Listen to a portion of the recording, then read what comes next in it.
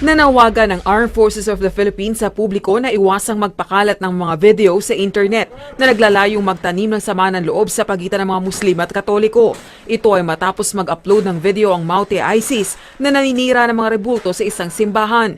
Ayon kay AFP spokesperson Brigadier General Restituto Padilla, ang nangyayaring kaguluhan sa Marawi City ay hindi bunga ng religious war kundi ng terorismo. Please do not spread this. Let us not buy into the plan of these terror groups to inflame the feelings of our other religions. This is not a religious war. This is a terror attack on the city of Marawi, and we must be clear about it.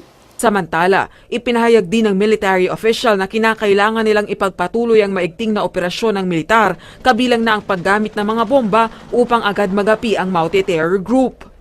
Humingi ng pangunawa ang Armed Forces of the Philippines lalo na sa mga residente ng Marawi City na nakikiusap na itigil na ang airstrike sa kanilang syudad. I have to pass this along because our troops clearly need to judiciously use force because of a stiffer kind of resistance from the inner enclaves of the city. Dagdag pa ng opisyal, batid ng militar ang paghihirap ng mga residente sa Marawi City, subalit ang terorista anya ang nag-umpisa ng kaguluhang ito at nagplanong maghasik ng karahasan sa lungsod. Kumpiyansa naman ang militar na hindi na magtatagal ang pangungubkob ng mga terorista. Lumiliit na at kumukonti na yung hawak nilang lugar na makana-kana lang ang mga putukan. Hindi na ganun kasing dagsa nung tulad ng mga nakarang araw. Indikasyon na kinokonserba nila yung kanilang hawak ngayon at nauubos na. Justice Secretary Vitaliano Aguirre has tagged opposition Senators Bam Aquino and Antonio Trillanes in the terrorist attack in Marawi City. Roderick Mendoza tells us why. Justice Secretary Vitaliano Aguirre is calling for an investigation into the alleged meeting among members of the opposition in Marawi a couple of weeks before Maute Group attacked the city. Aguirre says he has a picture showing Senator Bam Aquino and Antonio Trillanes, Congressman Gary Alejano, and former Secretary Ronald Llamas meeting with prominent clans in Marawi. This supposedly happened in a resort hotel last May 2. Hindi ko malaman why after they went there, nagkagulo na after about 2 weeks. Aguirre claims to have an informant who was present at the meeting. He says it's possible that this is part of the plot to bring down the Duterte administration. We are still investigating that. But it's it's probable. He also says it is possible that the 79 million pesos in cash and checks recovered from a house that was occupied by Maute rebels has something to do with it. Meron daw doon, it was doon sa nakalagay na balot ay nakalagay doon ay 2014 or 2016 pa, no? But hindi natin malaman kung genuine yun. It could have been placed there to mislead.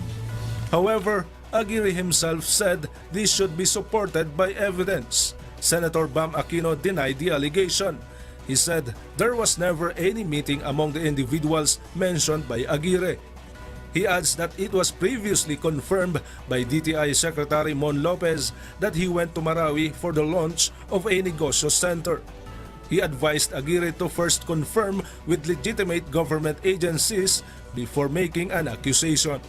Roderick Mendoza, UNTV News and Rescue, Manila.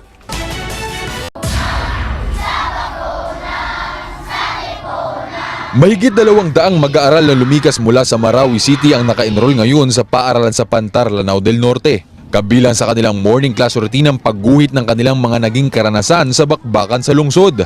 Ang ilan, iginuhit ang paghuhulog ng bomba ng mga military plane sa lugar. Gawin ko, dito kami nakatira at dito naman ang umaalis.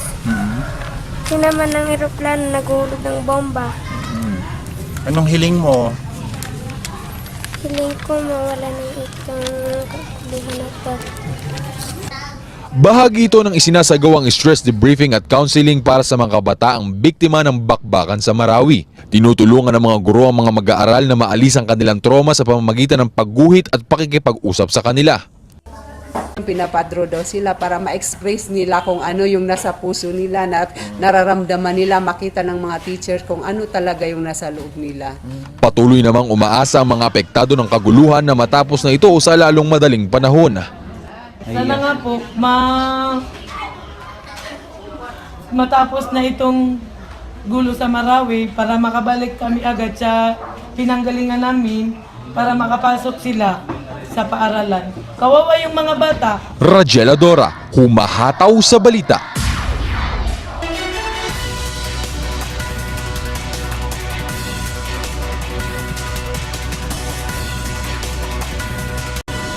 The Davao City Police Office has intensified its security patrols following the arrest of the father of the Maute brothers and some of their relatives. Robbie de Guzman tells us why. The father of the wanted Maute brothers and several alleged members of the terror group remain under the custody of the Davao City Police Office. This was after their arrest at a checkpoint in Sarawan Turil in Davao City last Monday.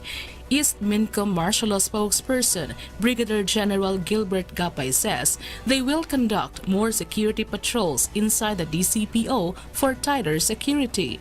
We have strengthened yung security in and out of DCP ng security patrols natin, including in vicinity ng DCPO.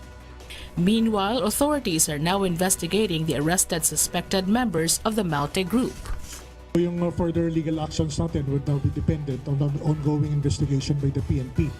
So initially, per procedure, of course, the return of warrant will just inform the issuing court that we have arrested. The police recovered from the suspect's Toyota Grandia van a .45 caliber gun with 6 bullets, a M67 fragmentation grenade, and more than 300,000 peso in cash authorities believe came from the criminal activities of the Maute group.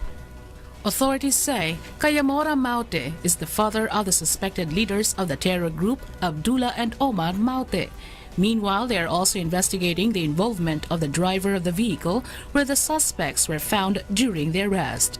The PNP and the AFP are now determining if relatives of the Maute family are also in Davao City. Robbie de Guzman, UNTV News and Rescue, Philippines.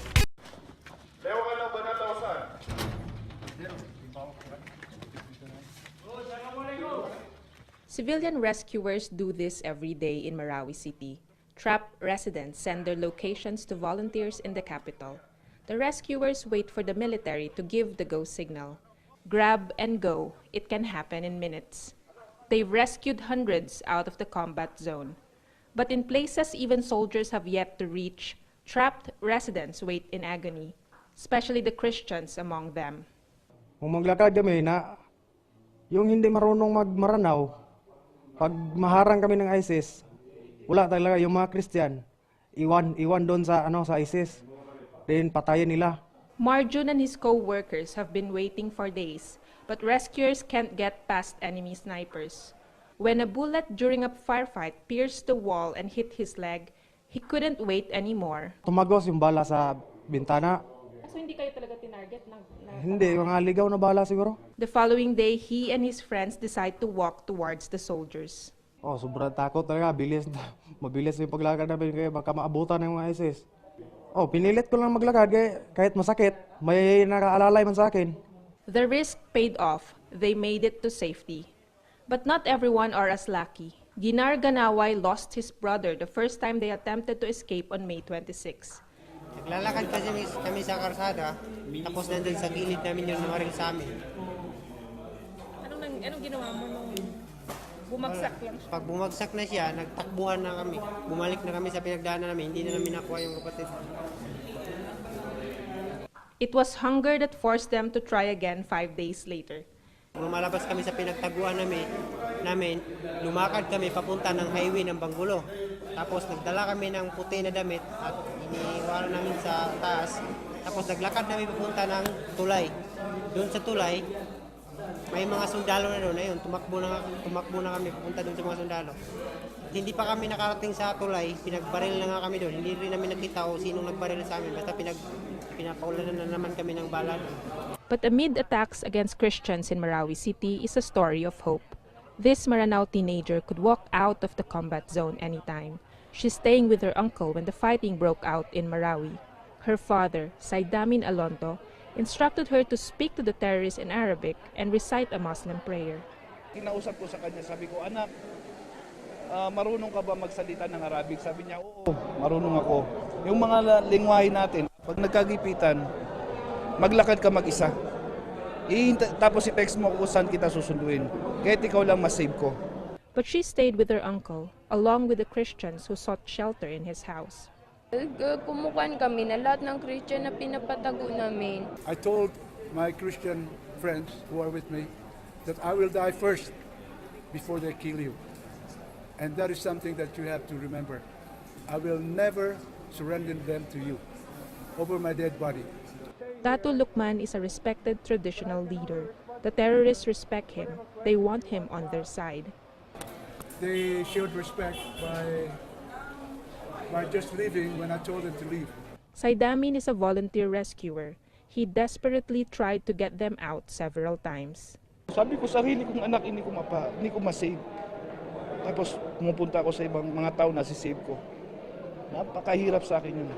Kaya isa-isang babae ko pa. On the 12th day of crisis, they march out of the combat zone.